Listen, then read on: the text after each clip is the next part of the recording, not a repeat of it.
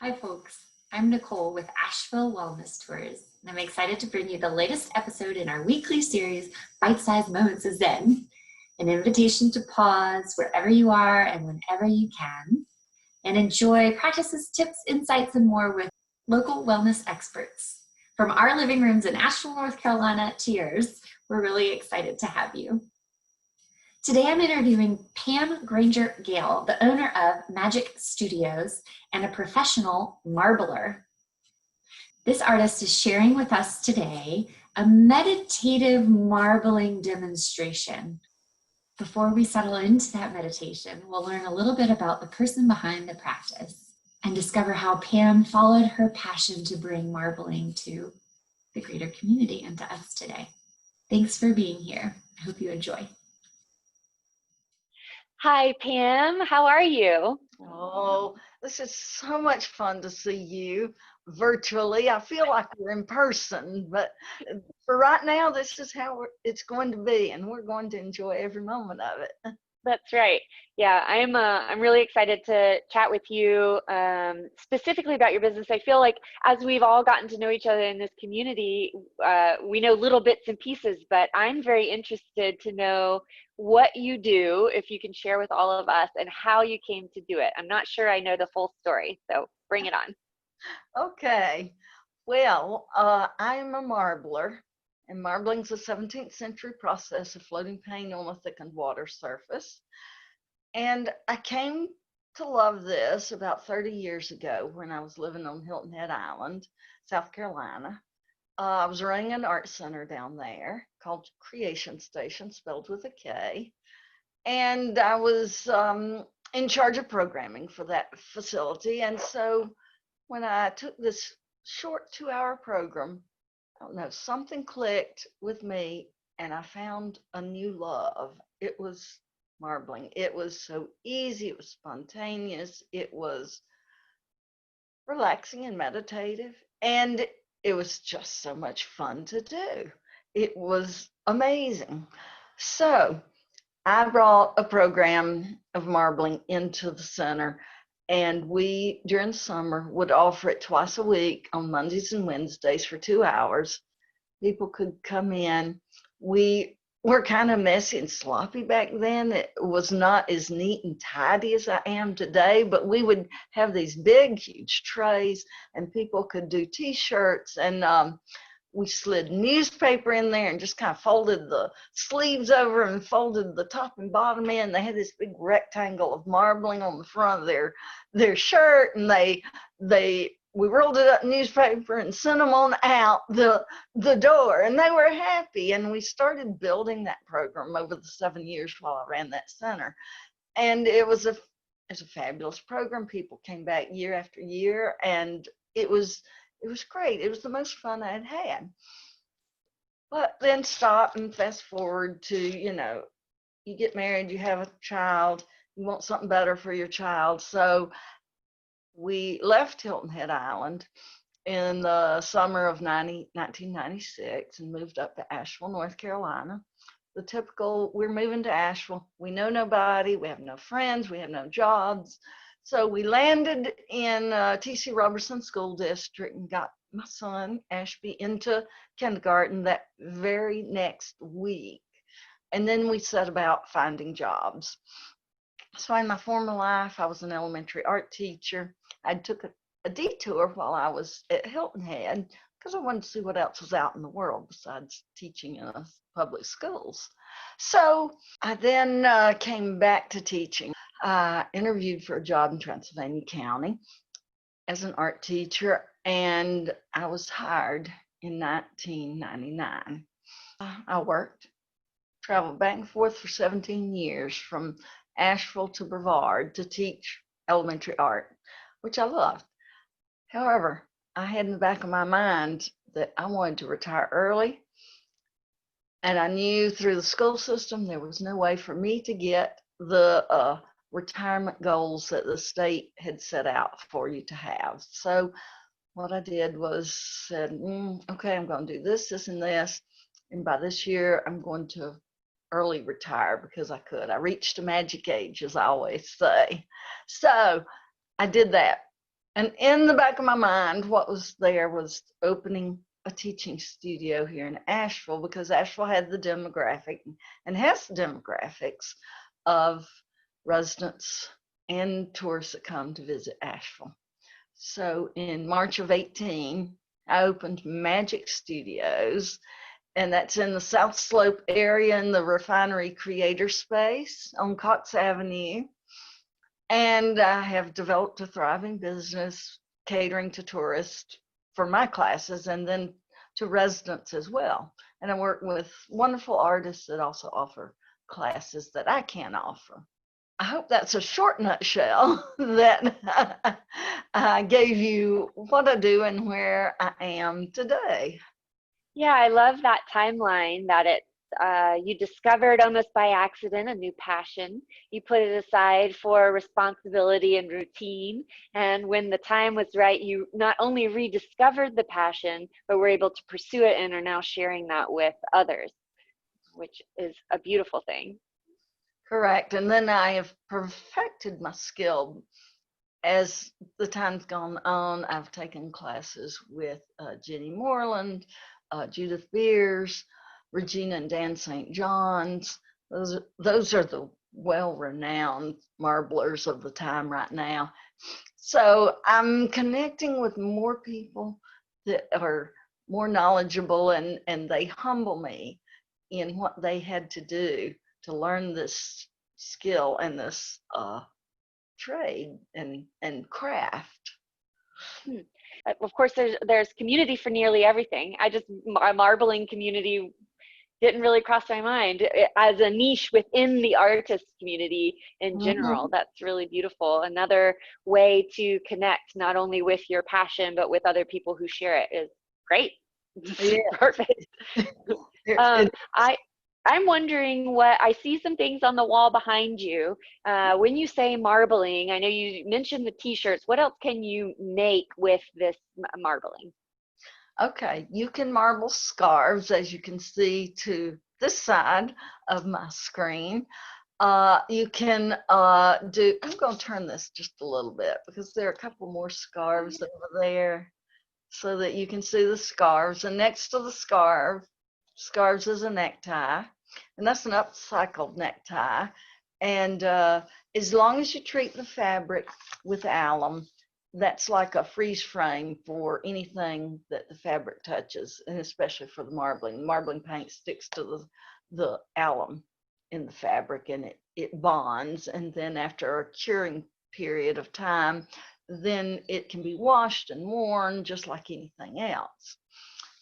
So next I have some artwork, and that's some cotton fabric that then I stretched over stretcher strips, and you can hang that on your wall. And that's just the tip of the iceberg. I know I could stand up and show you what I am sitting on because, and I will.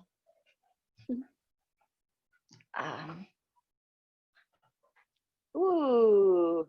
You can do seat cushions, and I've done a line of stools also. Wow, so once you start going down the marbling rabbit hole, you really can go down the marbling rabbit hole.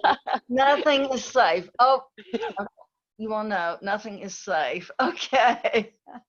Here is something else. It's awfully fun to wear these shoes. Marbling everywhere. I love it. And earlier we were talking about marbling note cards, greeting cards, and yeah, the paper, the endless.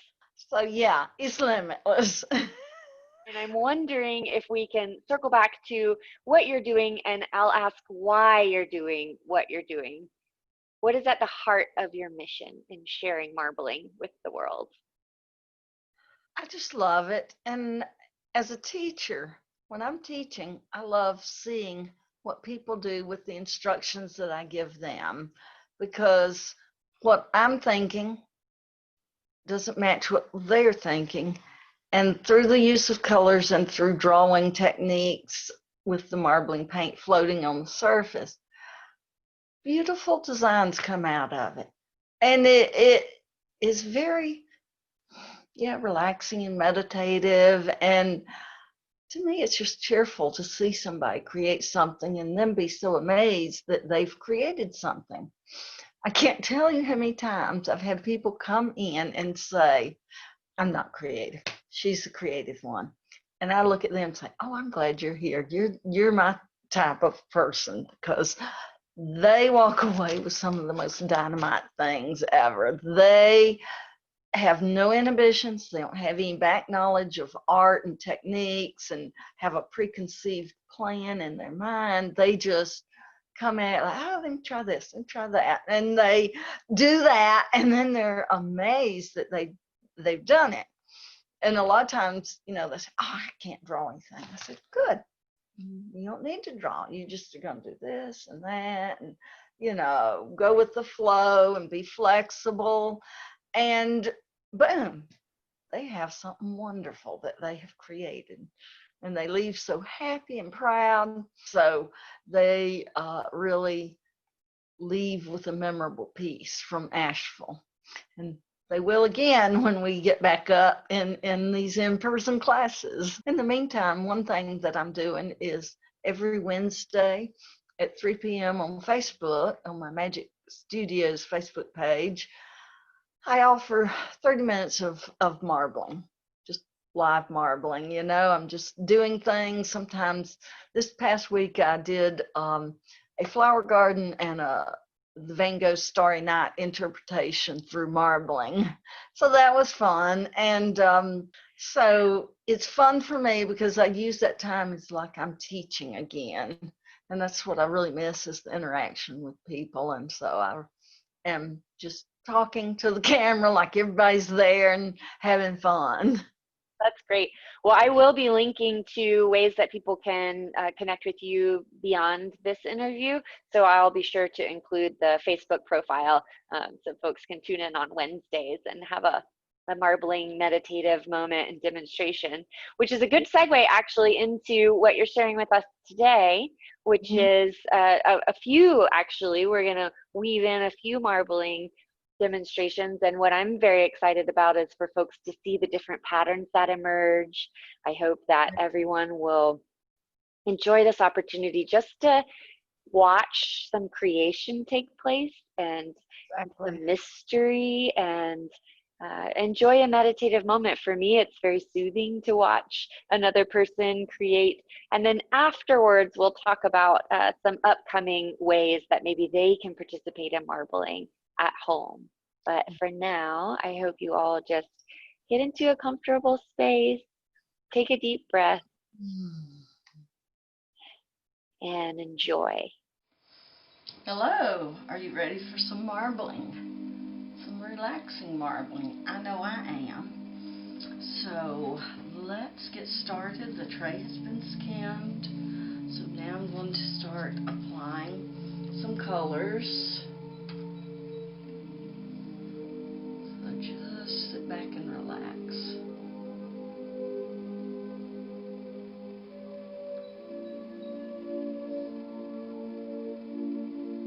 I'm doing a very purposeful stone pattern called a bullseye.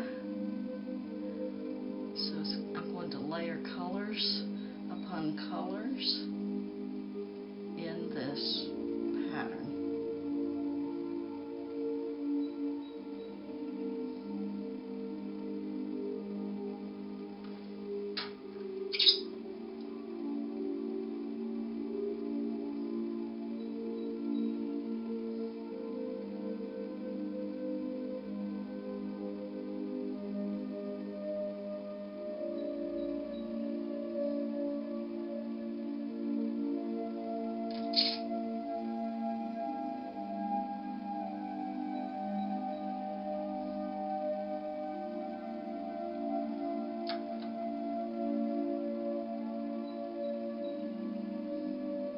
Twinsy.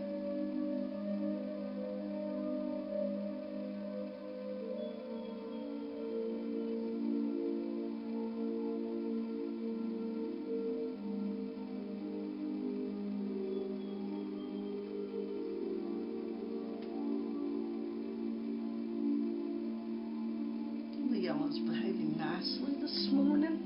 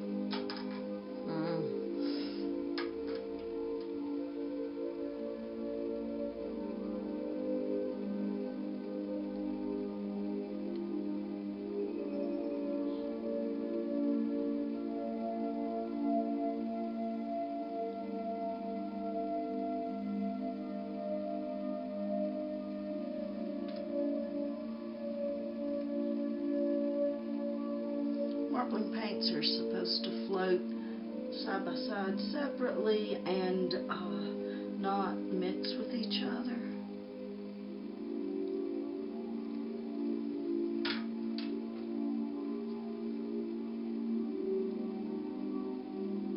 And that's what they are doing right now. They are doing a fabulous job.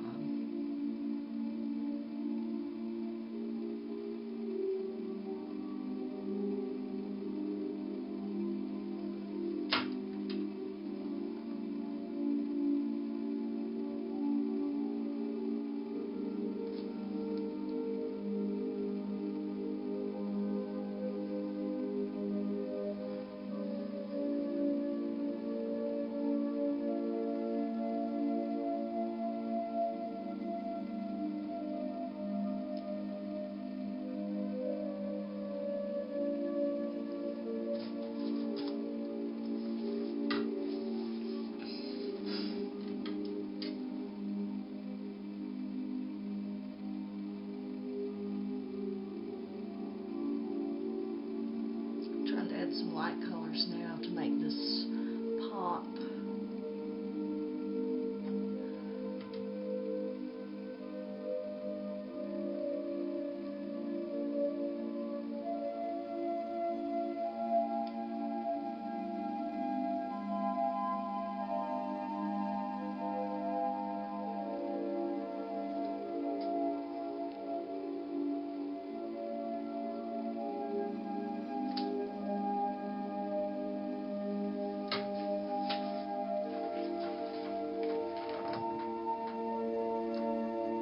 So I just finished rinsing, and here is the beautiful result.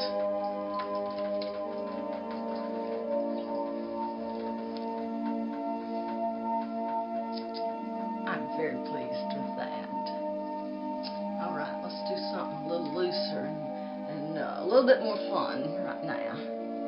That bullseye took a lot of concentration for me.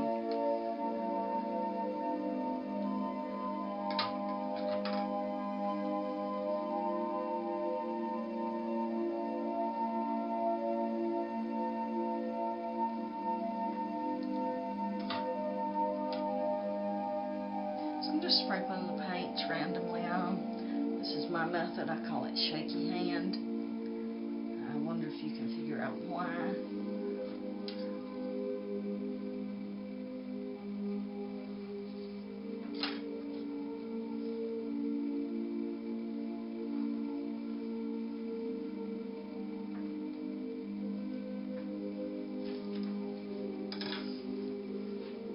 So I kind of have an earth theme going on here. You know, earth colors, the sky, the blue sky, the ground, the greenery. In fact, I may want a little bit more greenery going on here.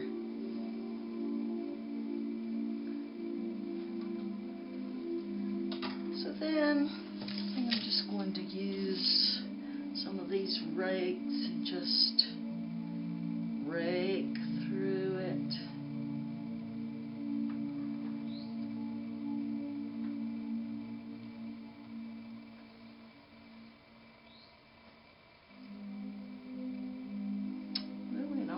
Do now. This looks like camo colors. I didn't think of that.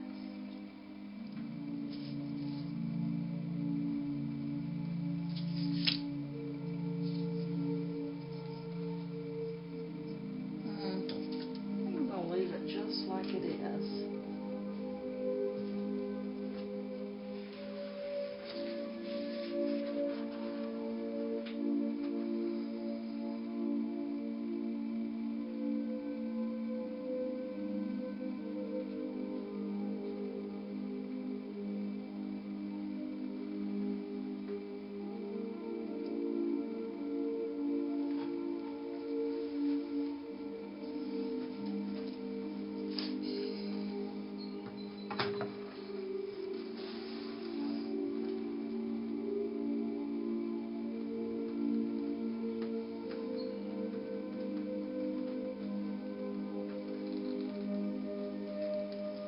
Oh, yes. Look at that sharp, crisp image. I'm going to give this a light rinse.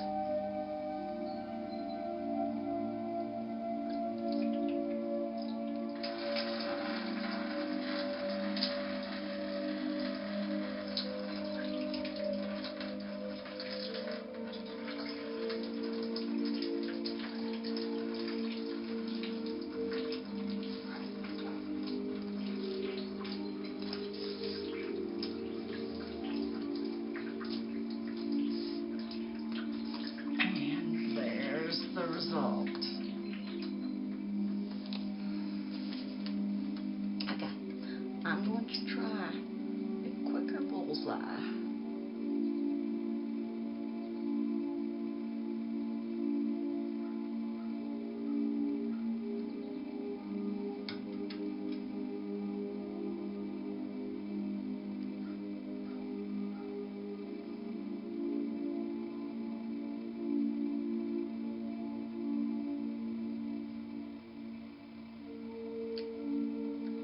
Twinsy.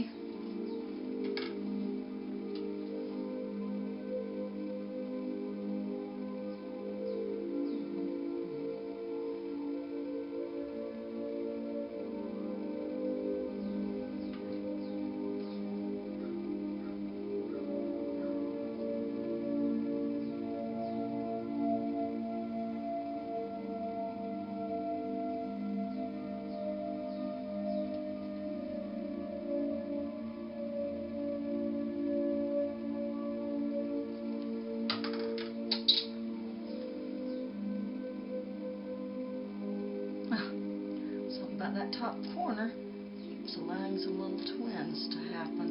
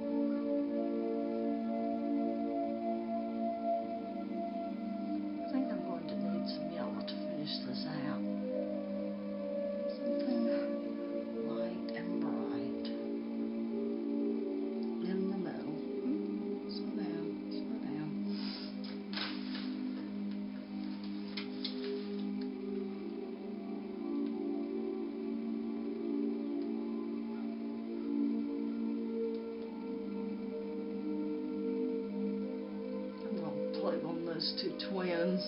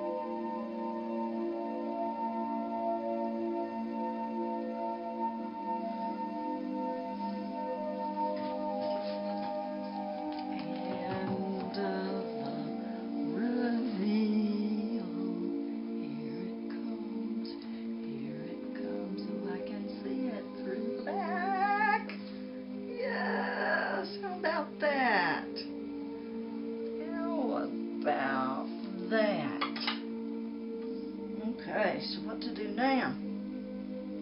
Okay, I do have a plan. Yeah, she says she has a plan.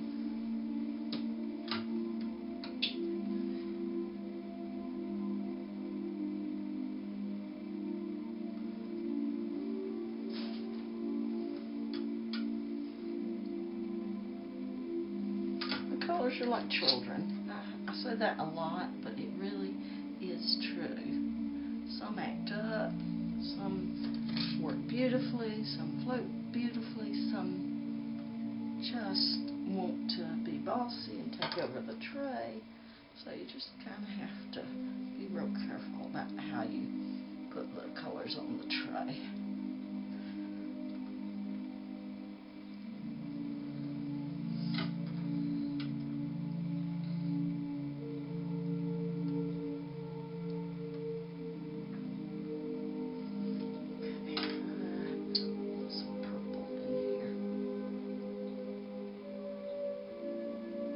Staying away from blue right now. It just tends to run once I've picked up the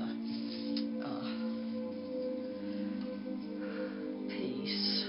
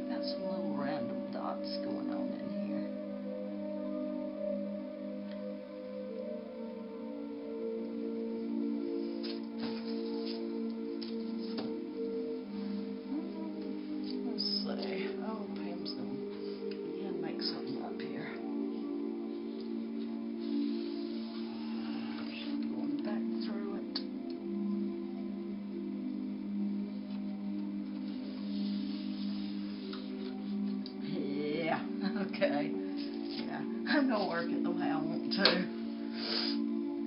This is what I really wanted to do right here.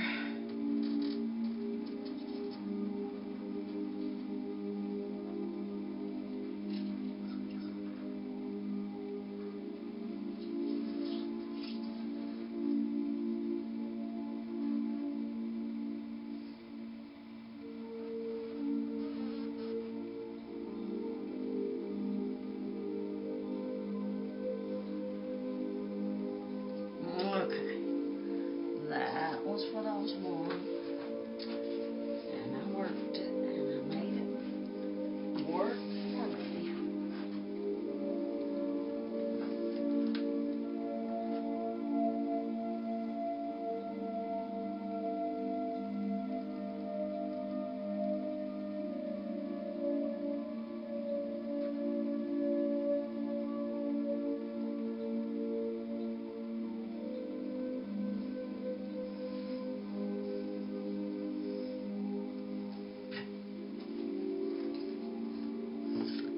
Now for the reveal.